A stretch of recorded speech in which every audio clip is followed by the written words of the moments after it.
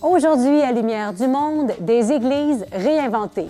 L'abbé Julien Guillot accomplit son ministère dans les secteurs de Limoilou, de la Basse-Ville et de Vanier. Des secteurs où la créativité avec les bâtiments religieux se révèle surprenante. À l'archipel d'Entraide, chaque personne est accueillie chaleureusement et sans préjugés. Qu'elle vive dans la rue ou soit marginalisée, elle trouve dans cet organisme une oasis d'aide et de repos. Alors qu'il était étudiant, le cardinal Gérald Cyprien Lacroix allait souvent à la messe à l'église Notre-Dame de la Jacques-Cartier. Aujourd'hui, elle a changé de vocation. Voyez ce qu'en pense notre archevêque. Et dans sa troisième capsule de carême, le cardinal Lacroix nous partage une parole qui a le pouvoir de susciter une espérance inattendue. Bonne émission.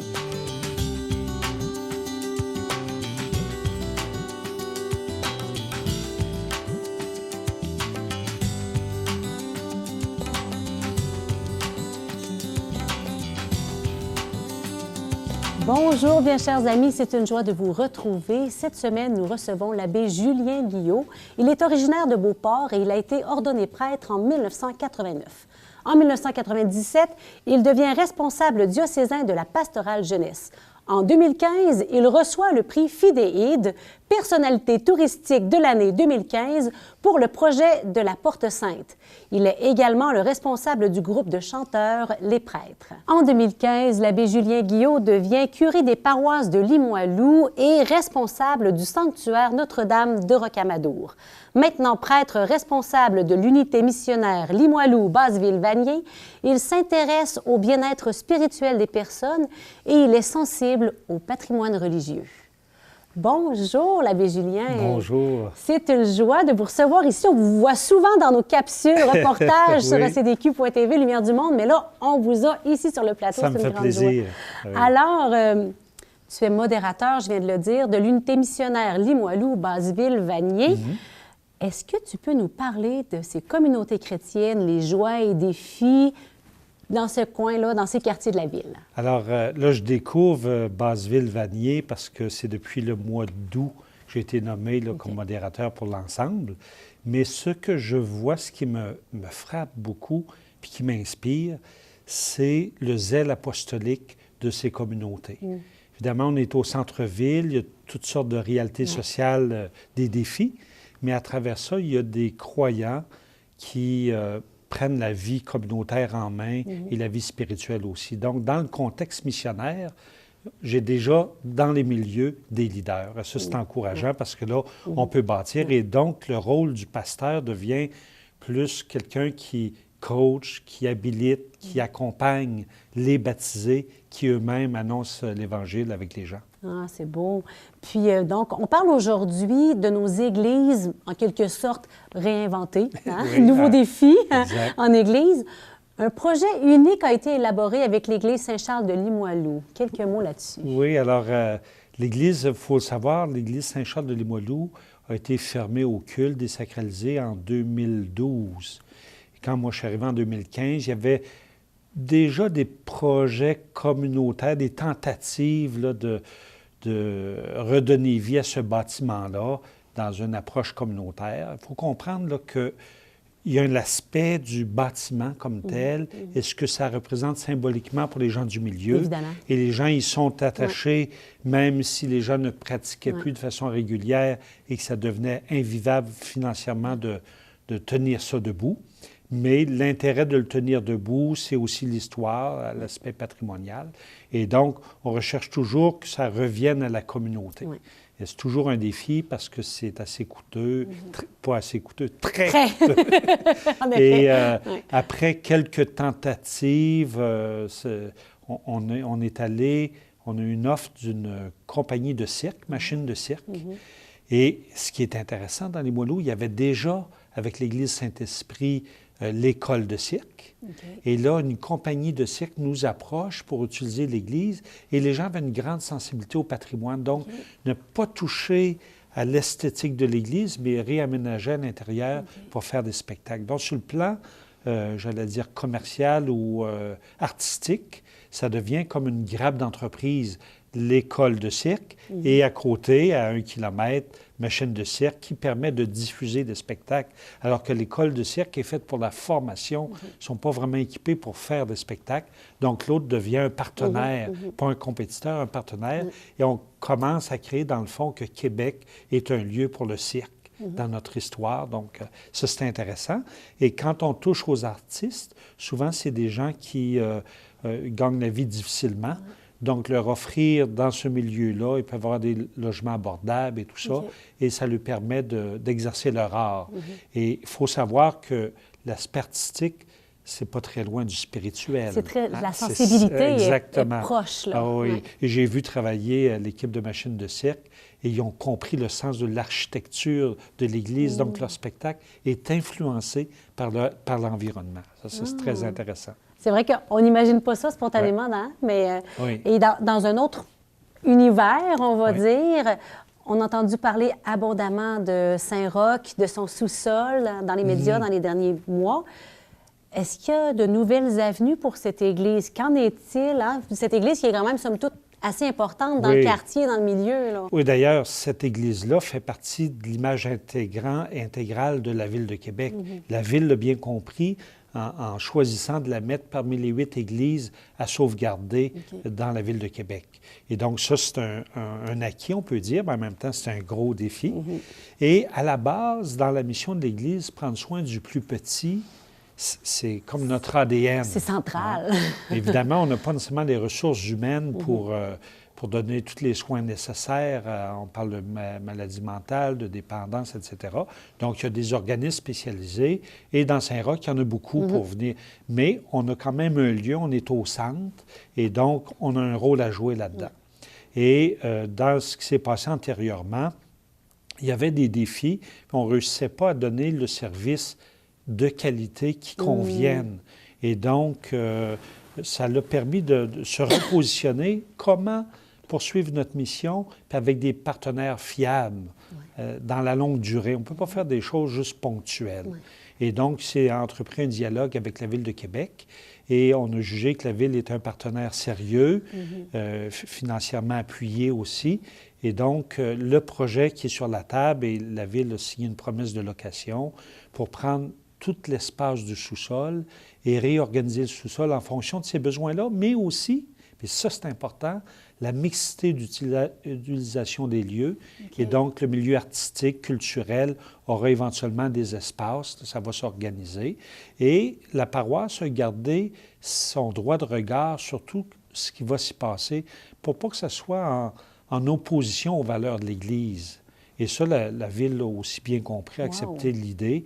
Et à ce moment-là, on va pouvoir déployer de façon plus sûre et à long terme. Oui, c'est une bonne nouvelle, ça. Oui, c'est une bonne nouvelle. C'est une bonne nouvelle, évidemment, c'est quand on fait de la recherche à tâtons, puis on finit essai-erreur, et là, on pense qu'on a trouvé une formule gagnante pour tout le monde.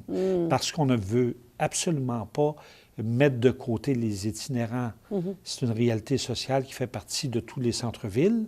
On doit vivre avec cette réalité-là et qu'ils se sentent accueillis. Puis en même temps que les fidèles se sentent aussi en sécurité quand ils viennent à l'Église. Que ce soit une vraie rencontre de la communauté réelle et du quartier dans sa réel. Mixité, dans sa mixité, exactement. C'est une vision complète, globale. Oui, tout à fait.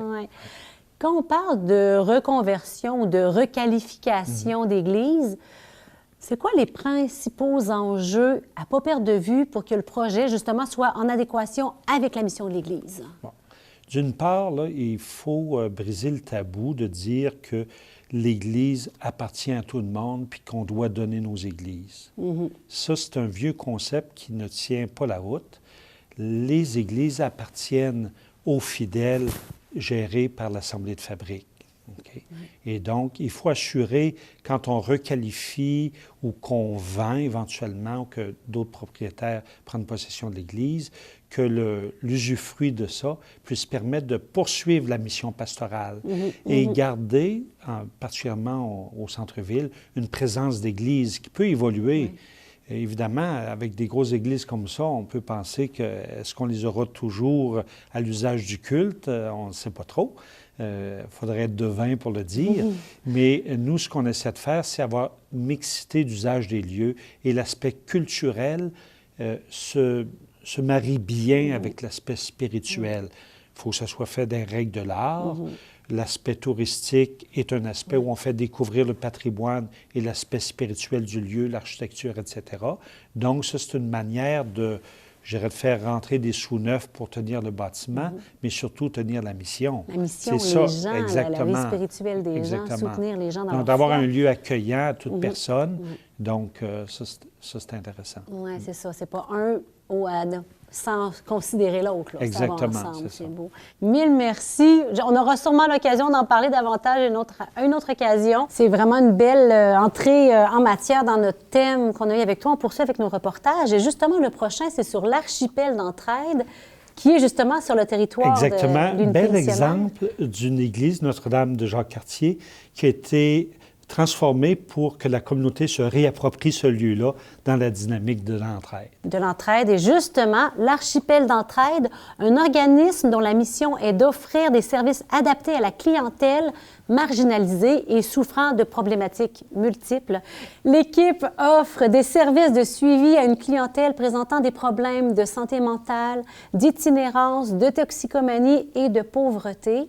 L'organisme propose notamment un service d'hébergement de dépannage.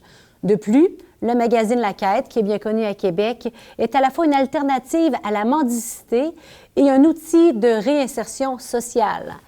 Notre journaliste Amélie, que tu connais bien, oui, a été impressionnée par tous les petits miracles accomplis dans la plus grande discrétion par cet organisme. Suivons-la. On va voir ça. Certainement.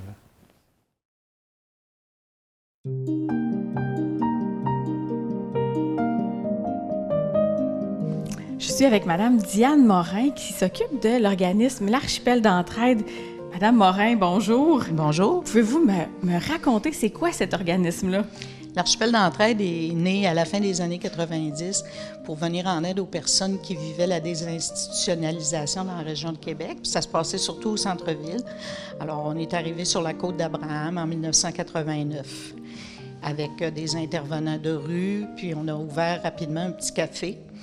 Puis, au cours des années, on a vu qu'on pouvait aller plus loin pour aider les gens. Alors, on a parti des projets, dont le journal La Quête. On commençait à vendre le journal dans la rue en 1995. Ça aide les personnes qui vendent le journal, mais aussi ça les aide financièrement, mais ça les aide aussi sur le plan de l'estime de soi, de recommencer à avoir une vie sociale, etc. Ça fait quand même du bien aux gens. Puis aussi, on a parti le projet Accroche-toi. Très vite, on s'est aperçu que les gens cherchaient des endroits où rester. Il n'y avait rien qui leur permettait d'être assez à leurs moyens, je dirais, là. Alors, on a commencé le service Accroche-toi, puis ça s'est développé par la suite. On est descendu ici en 2005, dans l'église ici. C'est qui les gens qui viennent ici?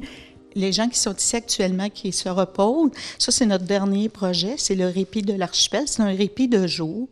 Alors, les gens qui vivent dans la rue, souvent, durant la nuit, ils sont obligés de circuler. Ils ne peuvent pas toujours trouver un endroit dans un refuge. Des fois, ils sont en état de consommation. Des fois, ils ne veulent pas aller non plus dans un refuge. Mais de jour, ils sont fatigués. Fait qu'ils peuvent venir se reposer ici. Puis à partir de là, bien là, on peut leur offrir d'autres services. On a des services de suivi dans la communauté. Est-ce qu'il y a beaucoup de gens qui vous fréquentent, là? Au cours d'une année, là, c'est environ, l'année dernière, 1600 personnes différentes qui ont eu recours à nos services. Ça peut être une fois, comme ça peut être 20 fois, 30 fois. Là.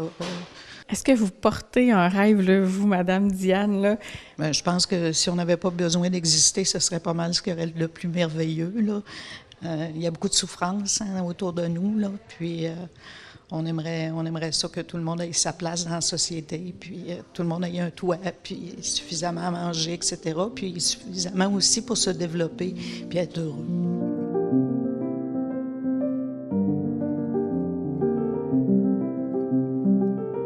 Et là, on s'en va rencontrer un père aidant. Il s'appelle Jocelyn. Venez avec moi. Moi, je suis père aidant ici. C'est moi qui s'occupe de faire l'accueil pour les gens, de répondre à la porte. Et puis, je m'occupe du répit aussi des lazy-boys pour que les gens puissent venir dormir le jour en sécurité. Combien vous avez de lazy-boys? On a 5 lazy-boys plus 3 matelas. Puis Fait qu'on peut accueillir 8 personnes. Est-ce qu'il y a un gros achalandage? Ah, ça l'arrête pas. Ça l'arrête OK. pas. Ça va pas en diminuant, mais plutôt en augmentant. Puis les gens viennent ici 1 heure, passer une demi-journée? Il y en a que c'est la journée au complet. Il y en a que c'est la demi-journée. Ça peut alterner. Il y en a qui ont besoin de quelques heures. Après ça, ils repartent. Puis je remets quelqu'un d'autre à sa place. Puis il peut passer jusqu'à... J'ai vu ces temps-ci jusqu'à 18 personnes venir dormir. Oui, il commence à faire froid, Ouais, hein? ouais. Je suis intervenant social depuis 6 ans, 6 ans et demi à l'Archipel d'Entraide. C'est un beau milieu. On accompagne des gens en situation d'itinérance. J'imagine que mes collègues vous en ont parlé, mais on est vraiment au contact de la vulnérabilité, des gens qui sont oubliés du système. Puis parfois, c'est souffrant de voir toute la misère qui est oubliée par le côté politique plus. Récemment, je suis allé manger avec un monsieur qui avait réussi à garder sa sobriété pendant 1 an. Ça, c'était un nice moment parce que justement, ça faisait 1 an qu'il travaillait pour sa sobriété, puis on était manger des sushis. Puis c'est pas que de la misère à l'Archipel d'Entraide. Il y a beaucoup des beaux moments. En fait, au quotidien, il y a des beaux sourires, des belles rencontres ponctuelles.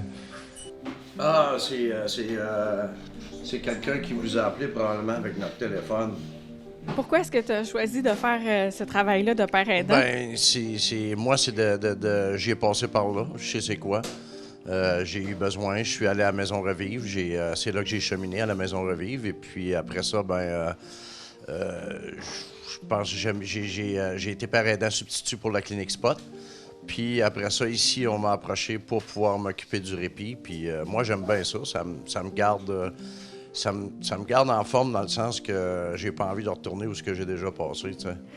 J'avais le goût de te demander c'est quoi la joie que ça t'apporte dans ta vie là, de faire cette différence-là. Ben, c'est quand je réussis à accrocher quelqu'un, puis à ce qu'il s'en sorte, puis qu'il décide de cheminer pour le faire, puis tout, comme moi j'ai fait, comme des gens ont fait avec moi. C'est de redonner, en fait, c'est ça. Puis c'est de le faire avec respect. Quand tu le fais avec respect, ben les gens, ils croient beaucoup en moi dans le sens que j'ai déjà passé par là. Fait que, tu sais, c'est pas... c'est comme un peu... C'est un atout, oui puis non. C'est juste que vu que je les respecte puis je les mets en confiance, ben ça leur fait bien plaisir. Puis c'est ça que les gens aiment, hein, c'est d'être respectés. Puis on est tous des êtres humains, en fait, hein. Derrière chaque personne, il y a une histoire. Mm-hmm.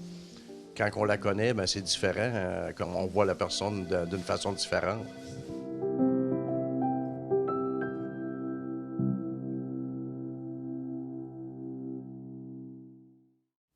L'église Notre-Dame de Jacques-Cartier, qu'on vient de voir, est unique avec son clocher penché. Son histoire est particulière. D'abord une chapelle, elle devient une église paroissiale. Maintenant fermée au culte depuis quelques années, elle continue sa mission en accueillant entre ses murs une coopérative d'organismes culturels et communautaires. Aujourd'hui, Monseigneur Lacroix nous raconte son lien avec cette église et nous donne ses impressions sur ce point d'ancrage du quartier Saint-Roch.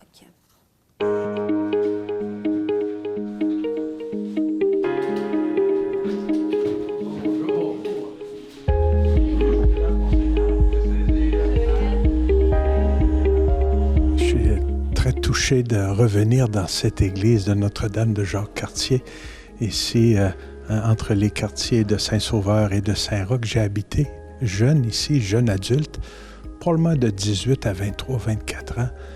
J'étais sur le marché du travail et je venais ici dans cette église tous les matins à 6 heures pour participer à la messe. Monseigneur Paul Nicole descendait de l'archevêché tous les matins pour célébrer la messe et ça donnait bien parce que je venais à 6 heures et je partais après pour mon travail. Alors, j'ai beaucoup de très beaux souvenirs dans cette magnifique petite église. On est dans un bâtiment qui a été construit pour vivre sa foi. Comment est-ce que vous réagissez face à ce que c'est devenu ici, le projet de la nef et tout ça? De fait, ça a été construit ici par les congrégationnistes, hein, les gens qui faisaient partie d'une congrégation à la Sainte Vierge et qui venaient faire leur dévotion. C'est devenu une église paroissiale, mais avec le temps, il n'y a pas juste le culte qui se célèbre ici. On prend soin aussi des gens à d'autres niveaux. avec les églises qu'il y a tout près d'ici, Saint-Sauveur, Saint-Roch, Saint-Malo. Il y avait moins besoin de cette église-ci et elle était cédée à des organismes qui s'en servent pour aider les gens de bien des façons. On peut être triste d'une certaine façon de perdre un si beau lieu de culte, mais notre foi, c'est pas juste le culte, c'est aussi prendre soin des gens dans toutes sortes de besoins et de voir des organismes qui s'occupent des itinérants, des gens avec des dépendances, des gens avec toutes sortes de besoins et de voir que ce lieu maintenant sert pour cela, c'est encore pour la communauté et ça prend soin des pauvres. Alors moi, je me réjouis que l'Église a accepté, que les gens du milieu aient accepté aussi de convertir cette Église. C'est un peu un drôle de mot, convertir, mais il sert bien ici pour qu'il serve encore et encore, pendant longtemps, nous l'espérons, pour tous les organismes du milieu. Quand on pense justement à conversion d'église, requalification d'église, c'est quoi votre souhait là, dans ces processus-là? On cherche toujours à ce qu'une église qui n'est plus appelée à être un lieu de culte puisse servir à la communauté. C'est toujours notre premier désir. C'est pas toujours possible. Selon l'état du bâtiment, selon le milieu, que ce soit un milieu rural, milieu urbain, c'est pas toujours possible. Mais quand c'est possible, que ça puisse servir encore longtemps pour les gens, pour les besoins, quels qu'ils soient de la communauté, c'est ça qui est préférable. Quand c'est pas possible, parfois il faut démolir parce qu'il n'y a pas les sous, elle est en mauvais état ou qu'il n'y a vraiment pas de projet possible dans le milieu. On doit passer à autre chose.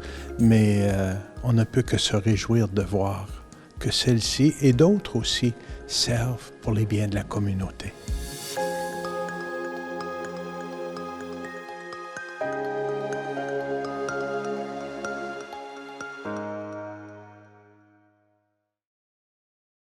À travers la troisième capsule du carême du cardinal Lacroix, nous nous asseyons au puits avec Jésus et la Samaritaine pour découvrir une parole pour désaltérer nos soifs d'amour véritable, de fidélité et d'espérance.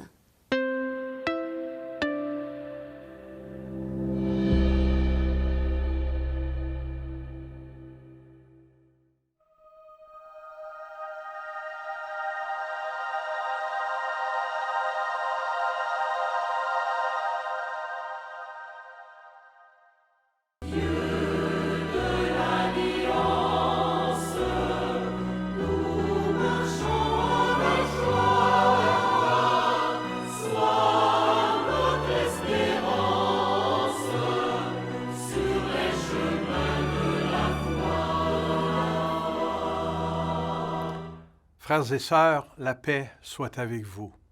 Nous entrons déjà dans la 3e semaine du carême. Ce qui embellit le désert, c'est qu'il cache un puits quelque part. Cette phrase, comme sortie d'un livre de sagesse, est énoncée par le Petit Prince, le personnage principal de l'œuvre éponyme d'Antoine de Saint-Exupéry. Dans le texte de l'Évangile de ce 3e dimanche du carême, c'est autour du puits de Jacob que se révèle la grâce qui viendra embellir et irriguer le désert de la vie d'une Samaritaine. Un dialogue s'est engagé entre Jésus et cette femme venue puiser de l'eau. Le Seigneur perçoit dans la vie de la Samaritaine une soif inassouvie d'amour véritable, de fidélité et d'espérance. Elle est désabusée à la suite d'échecs matrimoniaux. Rien dans son existence lui permet de s'exclamer comme saint Paul dans sa lettre aux Romains, « L'espérance ne déçoit pas, puisque l'amour de Dieu a été répandu dans nos cœurs par l'Esprit Saint qui nous a été donné. » Elle pourrait même s'écrier, comme jadis ses aïeux dans le désert. Le Seigneur est-il au milieu de nous, oui ou non? Or, sans qu'elle ne le sache encore, il est à côté d'elle, le Messie, dont elle dit qu'il nous fera connaître toutes choses. Jésus lui révèle son identité. « Je le suis, moi qui te parle. » S'enclenche alors un patient processus pédagogique comme Jésus en maîtrise parfaitement la manière. Partant de ce qui préoccupe la Samaritaine et l'importance qu'elle attribue à l'eau, Jésus passe de la métaphore d'une source qui désaltère à la proposition de la grâce qui sauve.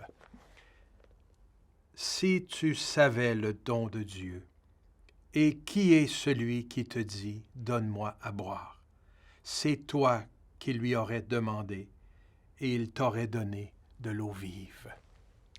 Jésus parle avec des mots qui résonnent profondément dans la vie de cette femme. Leur chaleur rallume dans son cœur une flamme qu'elle croyait à jamais éteinte. La parole de Jésus devient une source d'eau jaillissant en vie éternelle. Elle guérit son mal de vivre. Elle suscite une espérance inattendue et elle ouvre la voie à une vie dont elle n'entrevoyait plus le sens. Ce sont les Samaritains eux-mêmes qui viennent attester la puissance de la parole. Ils disaient à la femme, « Ce n'est plus à cause de ce que tu nous as dit que nous croyons. Nous-mêmes, nous l'avons entendu et nous savons que c'est vraiment lui, le Sauveur du monde. » Cette même parole de Dieu, inspirée par l'Esprit Saint, nous incite maintenant à discerner l'effet qu'elle produit dans notre propre vie. L'entendons-nous bien? La méditons-nous suffisamment? L'accordons-nous à tous nos faits et gestes? Savons-nous goûter ses bienfaits lorsque surviennent d'inévitables zones de sécheresse dans nos vies? Apprenons, frères et sœurs, à puiser encore et jusqu'à plus soif dans cette source inépuisable d'eau vive, la grâce qui embellit nos déserts, car elle est sûre, cette parole. Quel beau projet pour la suite de notre marche dans ce carême. Bonne semaine, bon dimanche.